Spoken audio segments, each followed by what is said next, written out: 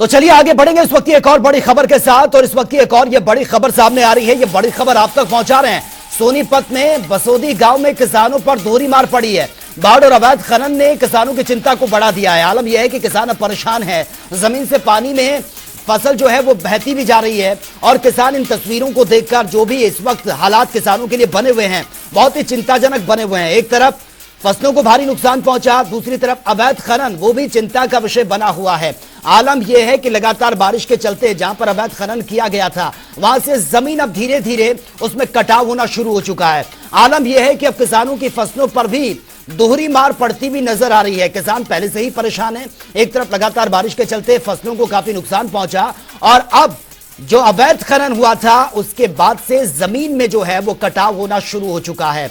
आलम यह है कि किसानों के लिए अब सबसे बड़ी चुनौती यह है कि फसल तो गई, साथ ही जो जमीन है उसमें भी कटाव हो रहा है बाढ़ के चलते और किसान बेहद परेशान हैं।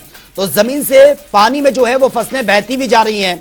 और ज्यादा जानकारी के साथ संवाददाता कपिल शर्मा इस वक्त हमारे साथ बने हैं। कपिल, किसानों के लिए ये बारिश आफत बनकर बरस रही है, लेकिन इसी के साथ साथ दोहरी मार है कि जो अवैध खनन है उससे भी जो जमीन है वो उसमें कटाव हो रहा है, फसलों को नुकसान पहुंच रहा है।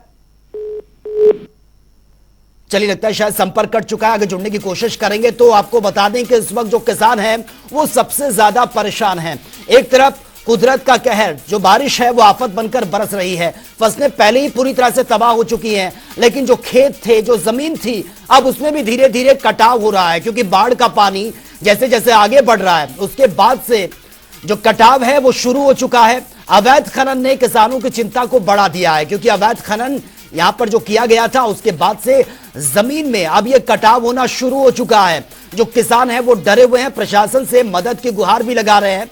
सीधा सीधा उनका साफ कहना है कि अगर वक्त रहते इस पर ध्यान दिया होता, अवैध खनन को रोका होता तो आज ये मुश्किलों का सामना किसानों को नहीं करना पड़ता।